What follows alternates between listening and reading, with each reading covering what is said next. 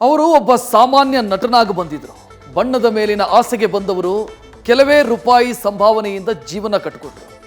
ಆ ಜೀವನ ಯಾತ್ರೆ ಅಷ್ಟಕ್ಕೆ ಸೀಮಿತ ಆಗಲಿಲ್ಲ. ಚಿತ್ರರಂಗದಲ್ಲಿ ನಟಿಸೋಕೆ ಬಂದಂಥ ಪುಟ್ಟ ಹುಡುಗ ಬೆಳೆದಿದ್ದು ತ್ರಿವಿಕ್ರಮನಾಗಿ. ಕನ್ನಡ ಬೆಳ್ಳಿತೆರೆಯ ಧ್ರುವತಾರೆಯಾಗಿ ಮಿಂಚಿದವರು.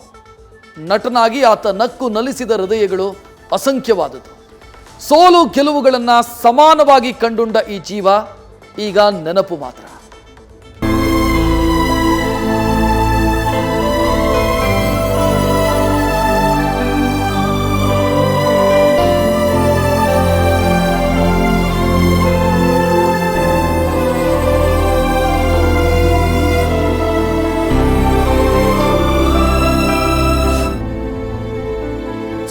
ವಯಸ್ಸಿನಲ್ಲೇ ಆಕಾಶವನ್ನೇ ಚುಂಬಿಸಿದ ಹನುಮ, ಏರಿದಷ್ಟೇ ವೇಗವಾಗಿ ಪಾತಾಳಕ್ಕೆ ಬಿದ್ದ ವಾಮನ.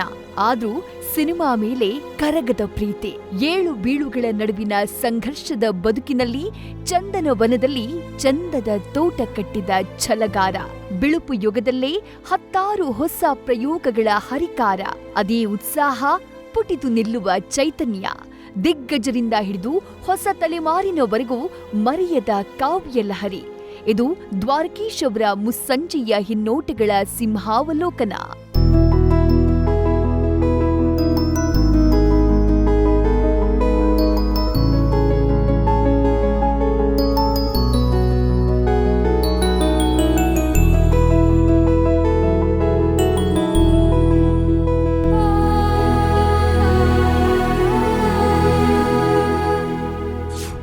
ಸೋಲಿಗೆ ಹೆಗಲು ಕೊಟ್ಟು ಗೆಲುವಿನತ್ತ ಜೀಕಿದ ಈ ಕುಳ್ಳ ಸತತ ಸೋಲುಗಳ ನಡುವೆ ಒಂದು ಬೆಳ್ಳಿ ಕಿರಣದಿಂದ ಪುಳಕಿತಗೊಂಡು ಮತ್ತೆ ನಕ್ಕು ನಗಿಸಿದವರು. ಅವರದ್ದು ಬದುಕಿನುದ್ದಕ್ಕೂ ಕೊನೆಯಾಗದ ಅನುಭವ ಗಾಥೆ. ಕಲಿಯುತ್ತಲೇ ಬದುಕಿನ ಅಧ್ಯಾಯಕ್ಕೆ ಅಂತಿಮ ವಿರಾಮವಿಟ್ಟ ದ್ವಾರಕೀಶ್ ಹತಾಶೆಯ ಮನಸ್ಸುಗಳಿಗೆ ಜೀವನೋತ್ಸಾಹ ತುಂಬಿದ ಚಿತ್ರಗಾರ.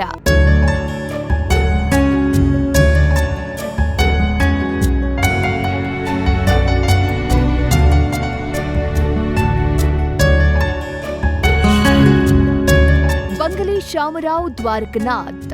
ಹುಣಸೂರಿನಿಂದ ಎದ್ದು ಬಂದ ಈ ಎಂಜಿನಿಯರ್ ದ್ವಾರಕೀಶ್ನಾಗಿ ದಂತಕಥೆಯಾಗಿ ಬೆಳೆದವರು. ನಟ, ನಿರ್ಮಾಪಕ, ನಿರ್ದೇಶಕ ದ್ವಾರಕೀಶ್ ಕನ್ನಡ ಸಿನಿಮಾ ರಂಗದ ಕಾದಂಬರಿ. ಬೆಳಗ್ಗೆ ಕಾಫಿ ಕುಡಿದು ನಿದ್ದೆಯಲ್ಲೇ ಚಿರನಿದ್ರೆಗೆ ಜಾರಿದ ನಗೆಗಾರ ರಾಜ ಕುಳ್ಳ ಈಗ ಕರುನಾಡನ್ನೇ ಕಂಬನಿಯ ಮಡಿಲಿಗೆ ತಳ್ಳಿದ್ದಾರೆ. ತಮ್ಮ 81ರ ಹರಿಯದಲ್ಲಿ ದೃಶ್ಯ ಕಾವ್ಯಕ್ಕೆ ವಿರಾಮವನ್ನ ನೀಡಿ ನಡೆದಿದ್ದಾರೆ.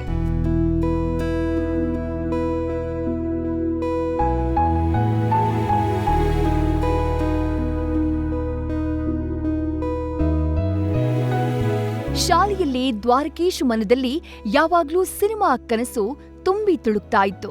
ಸಿ.ವಿ. ಶಂಕರ್ ನಿರ್ದೇಶನದ ವೀರ ಸಂಕಲ್ಪದಲ್ಲಿ ದ್ವಾರಕೀಶ್ ಮೊದಲ ಬಾರಿ ಬಣ್ಣದಲ್ಲಿ ಮಿಂದಿದ್ರು. ನೆಗೆಟಿವ್ ಅಂಶಗಳನ್ನ ತಾವೇ ಅಣುಕು ಮಾಡಿಕೊಳ್ತಾ ಅದನ್ನೇ ಪಾಸಿಟಿವ್ ಶಕ್ತಿಯನ್ನಾಗಿ ಮಾಡ್ಕೊಂಡ್ಮೇಲೆ ಬಂದ್ರು. ನಾನು ಎತ್ತರವಿಲ್ಲ ಹಾಗಾಗಿ ಕುಳ್ಳ, ನನಗ್ ಬುದ್ಧಿ ಬೆಳೆದಿಲ್ಲ ಹಾಗಾಗಿ ಪೆದ್ದ, ಮಾತು ಸರಿಯಾಗಿ ಆಡೋಲ್ಲ ಹಾಗಾಗಿ ಮೊದ್ದು, ಮೂಗು ಸರಿಯಿಲ್ಲ ಹಾಗಾಗಿ ಸೊಟ್ಟ, ಸುಂದರತೆ ಇಲ್ಲ ಝೀರೋ, ಹೀಗೆ ತಮ್ಮನ್ನ ತಾವೇ ಗುರುತಿಸಿಕೊಂಡು ಮೆಟ್ಟಿಲು ಹತ್ತಿದ್ರು.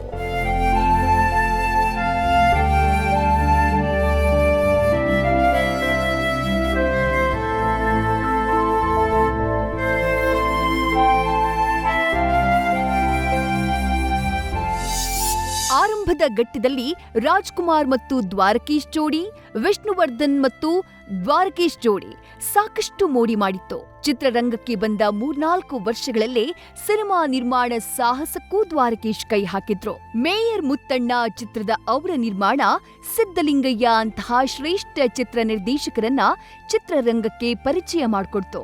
ಮುಂದೆ ದ್ವಾರಕೀಶ್ ಕುಳ್ಳ ಏಜೆಂಟ್ 000 ನಿರ್ಮಿಸಿ ತಾವೇ ಹೀರೋ ಕೂಡ ಆದ್ರು. ಈ ಚಿತ್ರವನ್ನ ತಮಿಳು, ತೆಲುಗು, ಮಲಯಾಳಂ, ಮರಾಠಿ ಭಾಷೆಗಳಲ್ಲಿ ನಿರ್ಮಿಸಿ ದ್ವಾರಕೀಶ್ ಪ್ರಚಂಡ ಯಶಸ್ಸನ್ನ ಗಳಿಸಿದ್ರು. ನೀ ಬರೆದ ಕಾದಂಬರಿ, ರಾಯರು ಬಂದರು ಮಾವನ ಮನೆಗೆ ಅಂತಹ ಶ್ರೇಷ್ಠ ಚಿತ್ರಗಳನ್ನ ನಿರ್ದೇಶನ ಮಾಡಿದ್ರು.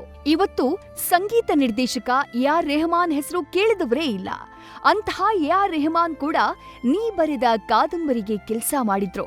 ಕನ್ನಡದಲ್ಲಿ ಮಾತ್ರವಲ್ಲದೆ ರಜನಿಕಾಂತ್, ಶ್ರೀದೇವಿಯಂತಹ ಪ್ರಸಿದ್ಧ ತಾರೆಯರಿದ್ದ ಇತರ ಭಾಷೆಯ ಚಿತ್ರಗಳನ್ನ ಕೂಡ ದ್ವಾರಕೀಶ್ ನಿರ್ಮಾಣ ಮಾಡಿದ್ರು.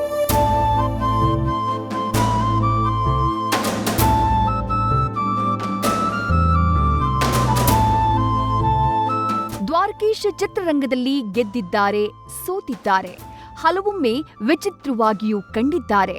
ಆದರೆ ಇವೆಲ್ಲಕ್ಕೂ ಮಿಗಿಲಾಗಿ ಅವರ ಪ್ರತಿಭೆ, ಸಾಹಸ ಪ್ರವೃತ್ತಿ, ನೀಡಿದ ಕೊಡುಗೆಗಳು ಸ್ಮರಣೀಯ. ಒಟ್ಟಾರೆ ದ್ವಾರಕೀಶ್ರದ್ದು ನಿರಂತರ ಕಷ್ಟದ ನಡುವೆಯೂ ಮೇಲೇಳುವ ಸಾಹಸಮಯ ಸಿನಿ ಬದುಕು.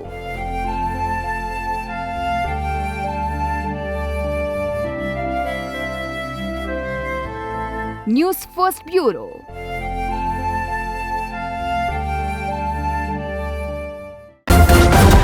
ನ್ಯೂಸ್ ಫಸ್ಟ್ ನಿರ್ಭೀತಿಯಿಂದ ನಿಮ್ಮ ಪರವಾಗಿ.